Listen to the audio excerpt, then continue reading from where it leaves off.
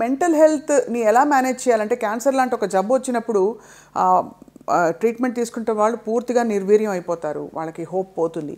అలాగే చుట్టూ ఉండే వాళ్ళకి కూడా చాలా ట్రామాటిక్ ఇది. సో ఈ అంశం గురించి మాట్లాడదాం. సార్ నమస్కారం సార్. నమస్తే. విత్ యువర్ అమేజింగ్ సర్వీస్ మీరు ఎన్నో అవార్డులు అందుకున్నారు అండ్ ప్రపంచ ప్రఖ్యాతిగాంచిన సర్జన్ యు ఆర్. ఆంకాలజీలో మీరు స్పెషలైజ్ చేశారు. So what are some of the typical mental health symptoms you see sir? క్యాన్సర్తో పోరాటం అంటే ఇంకా అయిపోయింది అనుకుంటారు చాలామంది. ఐ థింక్ మీరు చాలా ఇంపార్టెంట్ టాపిక్ రైజ్ చేస్తారండి. మెంటల్ హెల్త్ అనేది not just for the patient, it's for family also. Care givers, support groups, family అందరికి కూడా ఇట్స్ ఎ షాక్. చాలాసార్లు నా దగ్గర పేషెంట్ లోపలికి వచ్చినప్పుడు పేషెంట్ అటెండర్స్ ఏమంటారంటే ఆయన జబ్బు ఏంటో తెలియదు, చెప్పొద్దని చెప్పి వెనకాల గొసగొసలాడి చెప్తూ ఉంటారు.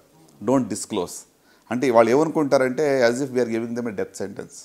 ఆ ఫియర్తో వస్తారు, భయం. అన్నిటికన్నా ముఖ్యంగా క్యాన్సర్లో ఏంటంటే నంబర్ 1 మెంటల్ హెల్త్ ఇష్యూస్ ఏంటంటే ఫియర్. ఎంత భయం అంటే ఇంకా నా లైఫ్ అయిపోయింది, ఐఎమ్ రిటర్న్ ఆఫ్, ఇంకా ఇదంతా వీళ్ళేదో చేయాలి కాబట్టి చేస్తున్నాం కానీ నాకు ఇంకా హోప్ లేదు అనేటువంటి పరిస్థితులు వస్తారు. సో ఫియర్ అనేది చాలా ఎక్కువగా చూస్తుంటాం. సాడ్నెస్, డిప్రెషను, యాంగ్జైటీ, ఎలా ఉండిపోతుంది ట్రీట్మెంటు, నా జుట్టు ఊడిపోతుందా, లేకపోతే నాకు భవిష్యత్తులో అసలు ఈ జబ్బు నిజంగా నయం అవుతుందా లేదా, నా పిల్లల పరిస్థితి ఏంటి, ఫ్యామిలీ పరిస్థితి ఏంటి అని చెప్పి చాలా యాంగ్జైటీతో వాళ్ళు మా దగ్గరికి వస్తూ ఉంటారు. సో అంత మాత్రం సాడ్నెస్ ఉంటుంది. చాలామంది షాక్కి వెళ్తారు సడన్గా, అసలు అంటే డినయల్కి వెళ్ళే వాళ్ళు కూడా చాలామంది నేను చూస్తాను. ఇది డయాగ్నోసిస్ కరెక్ట్ కాదు, రిపీట్ చేయండి, మళ్ళీ బయాప్సీ చేయండి అని చెప్పి చాలామంది అడుగుతూ ఉంటారు. సో ఇట్లా వేరీడ్ ఫార్మ్స్ ఆఫ్ ప్రజెంటేషన్, భయంతో మొదలయ్యి యాంగ్జైటీతో ఉంటూ, లేక ఎంతో డిప్రెషన్ కానీ, లేకుంటే డినయల్ కానీ, లేకుంటే సమ్ కైండ్ ఆఫ్ అంటే వాళ్ళకి ఎట్లా అంటే sometimes it's mixed emotions వాళ్ళకి. అవును, అంటే కొంతమంది ధైర్యంగా ఉన్నట్టు ఉంటారు కానీ పైన outwardly they are acting as if they are very strong, but deep within they are very much scared. So అంటే ఒక అన్నోన్ ఫ్యూచర్, మనకు తెలియనటువంటి భవిష్యత్తు గురించి వాళ్ళు చాలా స్ట్రెస్కి లోనవుతూ ఉంటారు. సో ఇవి అంటే నిజంగా చెప్పాలంటే ఈ ఇష్యూస్ని పబ్లిక్గా మాట్లాడుకోవడం కూడా చాలా తక్కువ. Correct sir. People go through it, అందరూ దీన్ని అనుభవిస్తారు కానీ చెప్పుకోలేరు. దీన్ని ఎవరి దగ్గరికి వెళ్ళి హెల్ప్ తీసుకోవాలి, ఎలా చెప్పాలని కూడా తెలియదు. అట్లా చాలాసార్లు ఏమవుతుందంటే ఈవెన్ డాక్టర్స్ దగ్గర కూడా అంత ఎక్కువగా వాళ్ళతో టైం స్పెండ్ చేయడానికి వాళ్ళకి టైం ఉండదు. అవును. సో వచ్చి వాళ్ళని పంపించేస్తారు, వాళ్ళకి ఉన్న ఆ యొక్క నీడ్ని ఎవరు కూడా అడ్రస్ చేయటం లేదు. So I think the biggest gap నేను అనుకున్నది ఏంటంటే మెంటల్ హెల్త్కి సపోర్ట్ చాలా తక్కువగా ఉంది. అంటే ఇప్పుడు కేర్ గివర్స్ కానివ్వండి, లేక డాక్టర్స్ కానివ్వండి, వాళ్ళు what they are going through అర్థం చేసుకుని కొంచెం వాళ్ళకి ధైర్యం చెప్పగలిగితే చాలా వరకు వాళ్ళకి తగ్గుతుందని అనుకుంటాను. మనకి ఏమన్నా ఫౌండేషన్ నెట్వర్క్స్ ఉంటాయా సార్ ఇలాగంటే సపోర్ట్ గ్రూప్స్ లాంటివి? అయ్యో డెఫినెట్లీ అండి. అంటే ఒకటండి, ఇప్పుడు ఈ స్ట్రెస్లో రావడము లేక యాంగ్జైటీ, ఫియర్ రావడం అనేది సర్వసాధారణం. ఇదేదో వింతైన ప్రాబ్లం కాదు. మెంటల్ హెల్త్ డిస్టర్బెన్స్ అనేది మరి క్యాన్సర్ డయాగ్నోస్ వచ్చినప్పుడు ఖచ్చితంగా వస్తాయి. సో దీన్ని ఎలాగ మనం అధిగమించాలని చూస్తే నంబర్ 1 నేనేమనుకుంటానంటే ప్రొఫెషనల్ హెల్ప్ తీసుకోవాలి. సో నాకు ఈ భయంగా ఉంది, నాకు దీన్ని నేను ట్యాకల్ చేయలేకపోతున్నాను, నా ఎమోషన్స్ని నేను మరి కంట్రోల్ చేయలేకపోతున్నాను అని మనం ఒక ప్రొఫెషనల్ హెల్ప్ దగ్గరికి వెళ్ళడం మంచిది. ఒక కౌన్సిలర్ కానివ్వండి, లేక సైకాలజిస్ట్ కానివ్వండి, చాలామంది ఇప్పుడు ఈ రోజుల్లో అందుబాటులో ఉన్నారు, ఆన్లైన్లో కూడా మీరు తీసుకొచ్చి కావాలంటే. సో అది ఒకటి. రెండోది మీరు అడిగారు, ఇప్పుడు ఇందాక చెప్పారు కదా సపోర్ట్ గ్రూప్స్, చాలా వాటికి ఇప్పుడు సపోర్ట్ గ్రూప్స్ కూడా ఉన్నాయి. బ్రెస్ట్ క్యాన్సర్ సర్వైవర్స్ గ్రూప్ ఉంది, లేకపోతే పీపుల్ అంటే మనకులాగానే వేరే ఇదే జబ్బు గుండా ప్రయాణం చేసిన వాళ్ళు ఇక స్టోరీస్ మనం వింటే మనకు ధైర్యం వస్తుంది. అవును, కరెక్ట్ సార్. సో కనుక అలాంటి గ్రూప్స్ చాలా ఉన్నాయండి. ఇప్పుడు ఈవెన్ మా యొక్క ఫౌండేషన్ ద్వారా కూడా వీఆర్ సపోర్టింగ్ సచ్ యాక్టివిటీస్ అనమాట. అంటే కొంతమంది సర్వైవర్సే ఒక గ్రూప్ లాగా వచ్చి వాళ్ళు ధైర్యం చెప్తున్నారు, ఎస్పెషల్లీ బ్రెస్ట్ క్యాన్సర్ సంబంధించి we have done in the past, ఇప్పుడు కూడా చేస్తున్నాం. అంటే వాళ్ళు ఏం చెప్తారు, పూర్తిగా నయం అవుతుంది, మనం నార్మల్ లైఫ్కి తిరిగి వస్తామనా? అంటే వాళ్ళు ఫస్ట్ థింగ్ ఏంటంటే ఈ యొక్క డయాగ్నోసిస్ గురించి మీరు అన్నెసరీగా స్ట్రెస్ అవ్వకూడదు. ఇప్పుడు ఫస్ట్ స్టేజ్ 1 డిసీజ్ ఉన్న వాళ్ళు కూడా ఇక రేపమ్మప్ప నేను వెళ్ళిపోతానన్న పరిస్థితులు భయపడుతూ ఉన్నారు. ఇట్స్ నాట్ నేను ఇప్పుడు ప్రతి క్యాన్సర్ 100% క్యూర్ చేస్తాము, నయం చేస్తామని I'm not give a wrong claim. Even with ఇంత మంచి అడ్వాన్స్డ్ టెక్నాలజీ ఉన్నా కూడా స్టేజ్ మీదనే డిసీజ్ ఆధారపడి ఉంటుంది, అవుట్కమ్స్ ఆధారపడి ఉంటాయి.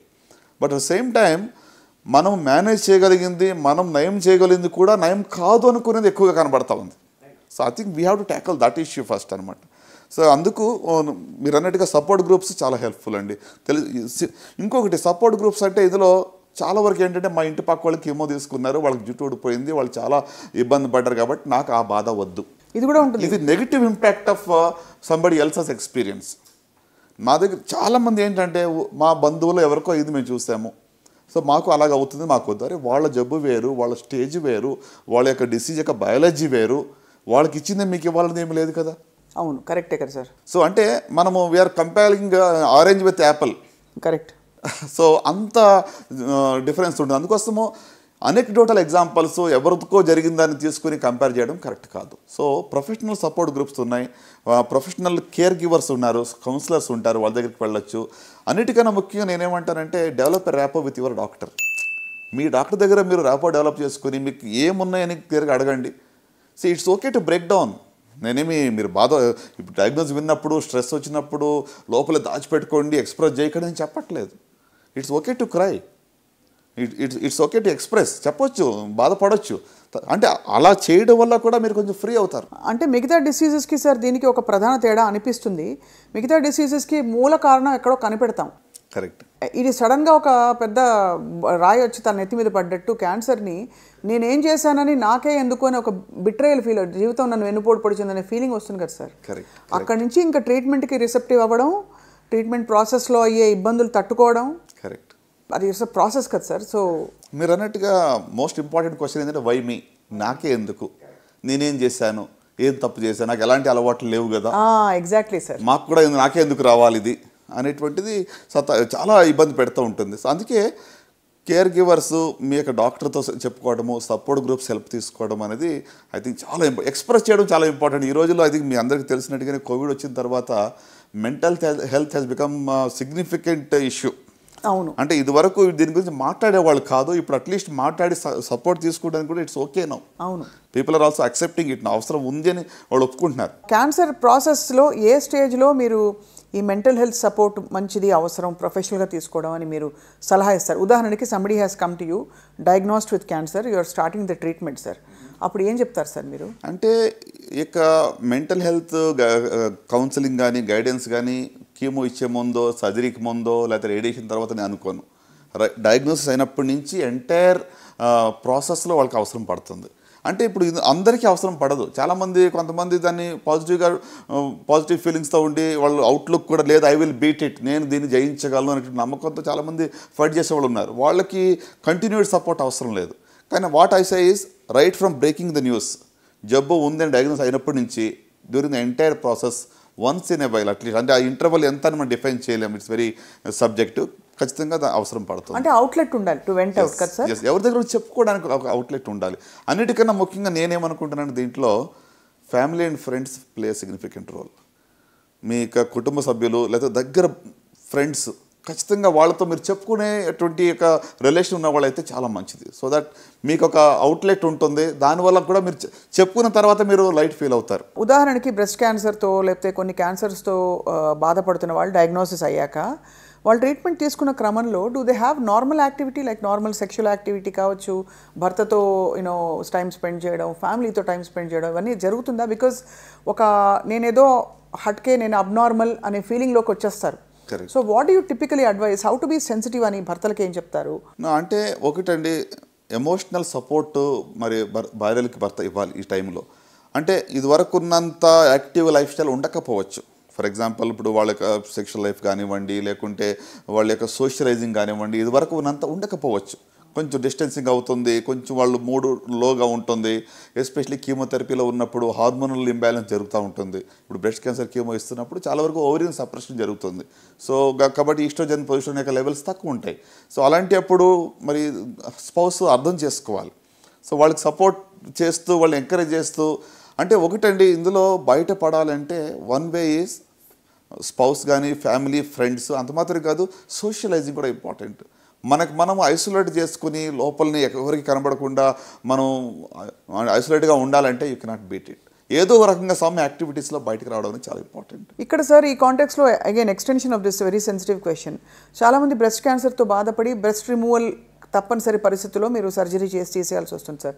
How do people deal with that? విమెన్కి అది ఒక చాలా పెద్ద ఒక స్టిగ్మా లాగా ఉండిపోతుంది. నేను 100% చాలా, అంటే దిస్ ఈజ్ వెరీ రెలవెంట్ అండి. మీరు ఈ ప్రశ్న ఎంత ప్రాముఖ్యం అంటే, ఒక ఆడవాళ్ళకి మరి బ్రెస్ట్ అనేటువంటిది it's a symbol of their womanhood. ఒక రకంగా చెప్పాలంటే ఒక ఆర్గన్ మనం తీసేస్తున్నామంటే మరి ఒక సైకలాజికల్గా చాలా ఇంపాక్ట్ ఉంటుంది. అంటే అందుకే నేను చెప్తున్నాను కదా, ఈ ఇటీవల ట్రీట్మెంట్స్లో ఎట్లా ఉందంటే టోటల్ ఆర్గన్ రిమూవల్ లేదు ఇప్పుడు.